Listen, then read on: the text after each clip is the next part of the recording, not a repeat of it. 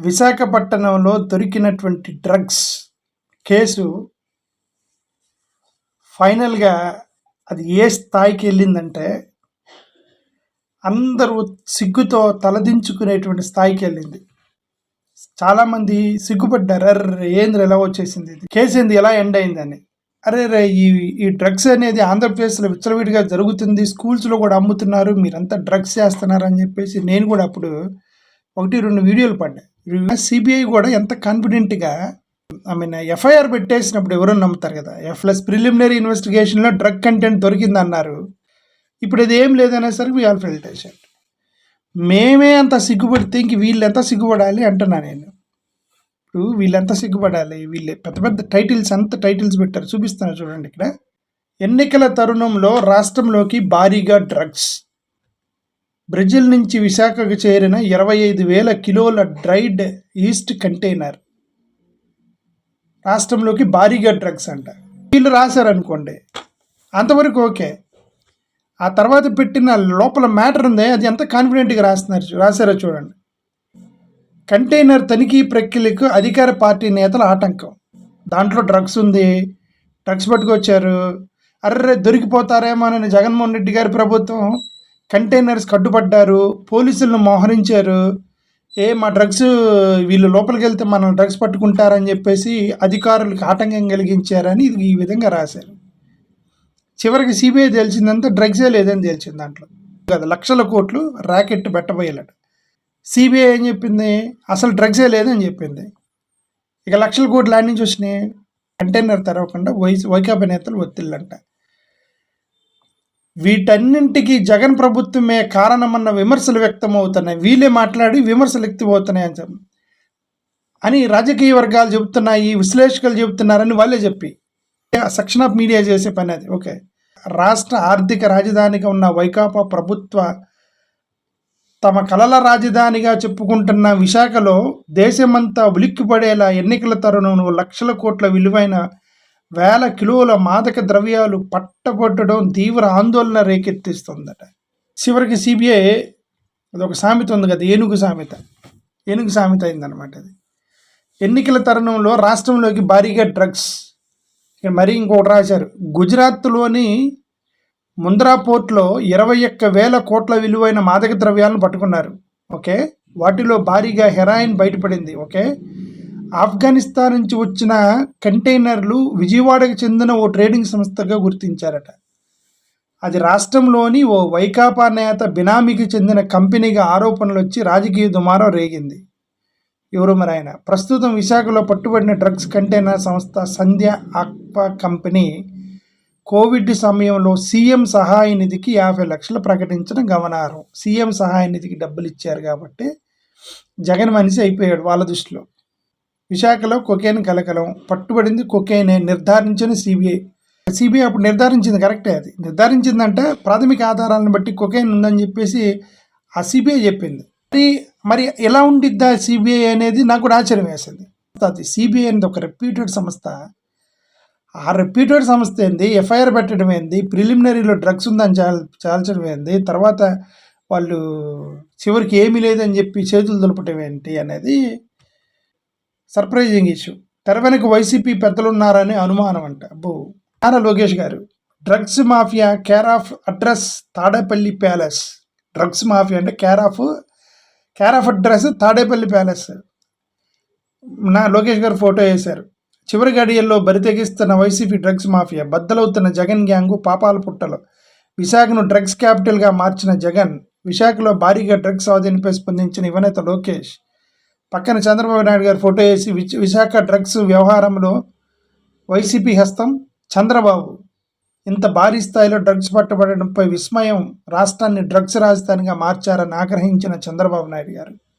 చివరికి సిబిఐ ఏం చెప్పింది, డ్రైడిస్ట్ మాత్రమే అని చెప్పి 3 నెలలు వాళ్ళు రీసెర్చ్ చేసి సిబిఐ ఫైనల్గా యూరేకా కనిపెట్టింది ఏంటంటే దాంట్లో డ్రగ్స్ లేవని.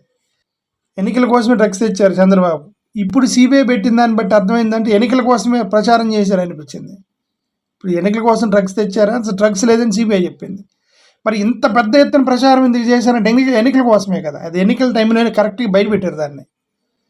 వైసీపీ ప్రభుత్వం ఏపీని డ్రగ్స్ రాజధానిగా మార్చిందని టీడీపీ అధినేత చంద్రబాబు ధ్వజమెత్తారు. విశాఖ పోర్టులో 25,000 కిలోల డ్రగ్స్ స్వాధీనంపై ఆయన విస్మయం వ్యక్తం చేశారు. ఈ ఘటనను తనకు షాక్ గురి చేసిందని చంద్రబాబు వ్యాఖ్యానించారు. వచ్చే నెలల కోసమే ఎన్నికల కోసమే వైసీపీ డ్రగ్స్ తెచ్చిందని ఆరోపించారు. ఎన్నికల కోసమని డ్రగ్స్ తీసుకొచ్చి మొత్తానికి డ్రగ్స్ ఎక్కించి ఓట్లు వేయించుకుంటారంట. వాళ్ళకి అదే తెలిస్తే ఈవీఎంఏ మ్యానిపులేట్ చేసేవారు కదా, వాళ్ళకి అంత తెలివి ఉంటే వైసీపీ వాళ్ళకే. సారీ, వైసీపీ వాళ్ళు ఏమనుకోకండి, ఓకే, మామూలుగా చెప్తున్నా. ఓకే, విశాఖను రాజధాని చేయడం దేవుడి వరకు, డ్రగ్స్ క్యాపిటల్గా మార్చావు కదా జగన్ అని లోకేష్ ధ్వజం ఎత్తారు. ఓకే, సిబిఐకి అడ్డుపట్టలేదట, అంటే సిబిఐకి అడ్డుపట్టారని అదొక ప్రచారం చేశారు. సంధ్యా కుటుంబంలోనే అంతా వైసీపీ, సంధ్యా కుటుంబం అంతా వైసీపీలోనే. సంధ్య అంటే సంధ్య ఆక్వా వాళ్ళు ఫ్యామిలీ వైసీపీలోనే ఉన్నారట. కొకైన్ ఎలా వచ్చింది ఇక్కడ చూడండి, విజయసాయిరెడ్డి గారి ఫోటో వేశారు. సంధ్య ఆక్వా ఎండి కోనం వైకాపా నేతలకు సన్నిహితుడు. ఇటీవల గ్రామానికి వచ్చిన ఎంపీ విజయసాయిరెడ్డితో కోనం పూర్ణచంద్రరావు ఫోటో. విజయసాయిరెడ్డితో పూర్ణచంద్రరావు ఫోటోలు.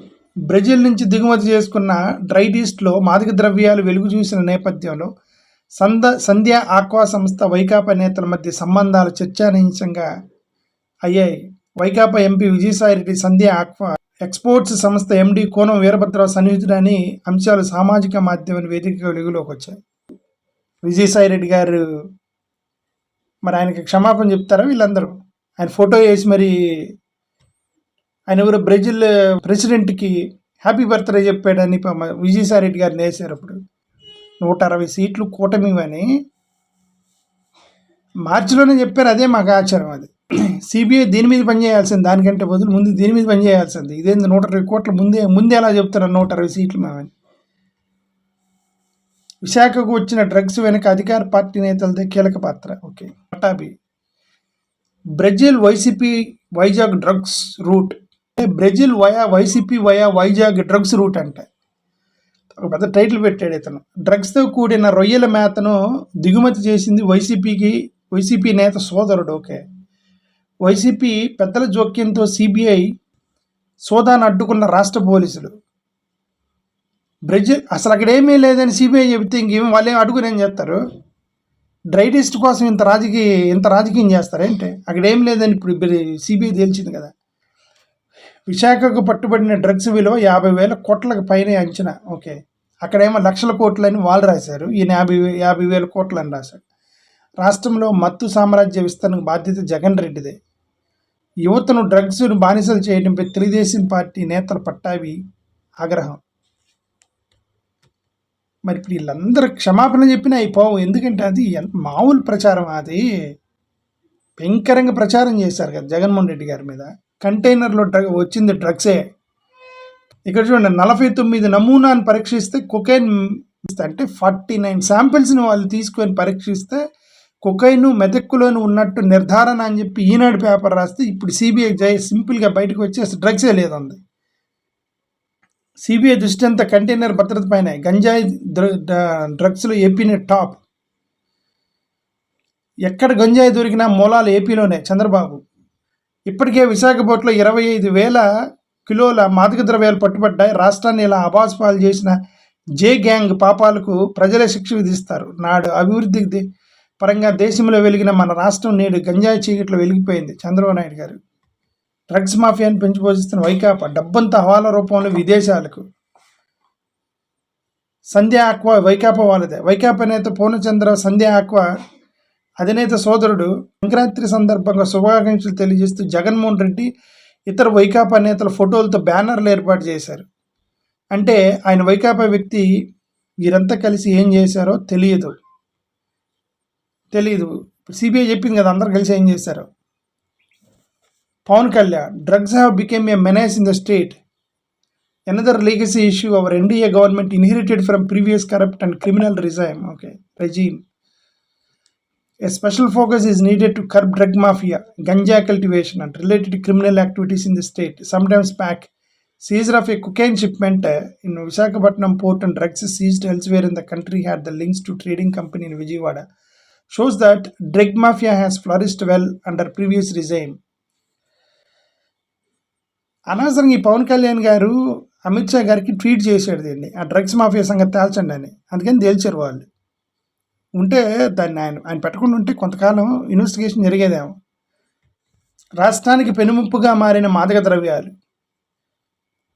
ఎక్స్లో పోస్ట్ చేసి కేంద్ర హోంమంత్రిని ట్యాగ్ చేసిన పవన్ కళ్యాణ్. ఓకే, కొంతకాలం కిందట విశాఖ పోర్టులో దొరికిన కొకైను, దేశంలో ఇతర చోట్ల పట్టుబడిన డ్రగ్స్కి విజయవాడలో ట్రేడింగ్ కంపెనీలతో సంబంధాలు ఉన్నాయంటే గత ప్రభుత్వం ఆయననే డ్రగ్స్ మాఫియా ఎంతగా విస్తరించింది అర్థమవుతుంది. ఈ నేరగాళ్లను కట్టడి చేసేందుకు సమగ్ర కార్యాచరణ రూపొందిస్తామని పవన్ కళ్యాణ్ ఎక్స్లో పేర్కొన్నారు.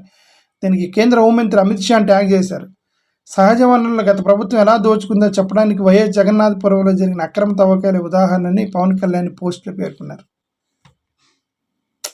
వాళ్ళకి మీడియా ఉంది, వాళ్ళకి చేస్తా ఉన్నారు అదంతా. డ్రగ్స్ కడ్డాగా విశాఖ నగరం, సందేహాల స్మగ్లింగ్. విశాఖలో తమ్మునేల్స్ ఇవ్వండి. సందేహాల స్మగ్లింగ్. విశాఖలో లక్షల కోట్ల drug racket, operation drugs. Visakha drugs కేసులో జగన్ బ్యాచ్. తాడేపల్లి ప్యాలెస్లో ప్రకంపనలు. సూత్రధారులు పాత్రధారులు అంతా వాళ్ళే చేశారు. వైజాగ్ కొకైన్ గుట్టు, సూత్రధారులు పాత్రధారులు అంతా వాళ్ళే చేశారు. చిక్కుల్లో వైసీపీ విశాఖ డ్రగ్స్ కేసులో కీలక మలుపు.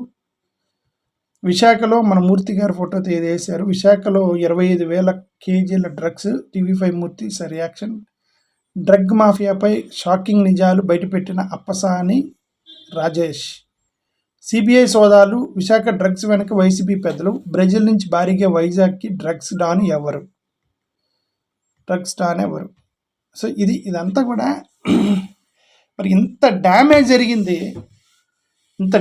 జరిగి చివరికి ఏనుగు ఏదో చేసిద్దని తుసమన్నట్టు చివరికి సిబిఐ అసలు డ్రగ్సే లేవు, మొత్తం కూడా డ్రై లిస్ట్ అని చెప్పి ఆ డిస్ట్రిక్ట్ కోర్టులో వేసి క్లోజ్ చేసింది మ్యాటర్ని.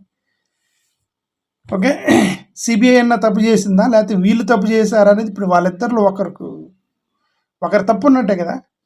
సిబిఐ తప్పుగా క్లోజ్ చేసింది ఆ కేసుని, లేదంటే వీళ్ళందరూ చేసినటువంటి ఆరోపణలు ఇవన్నీ కూడా తప్పనే కదా అర్థం.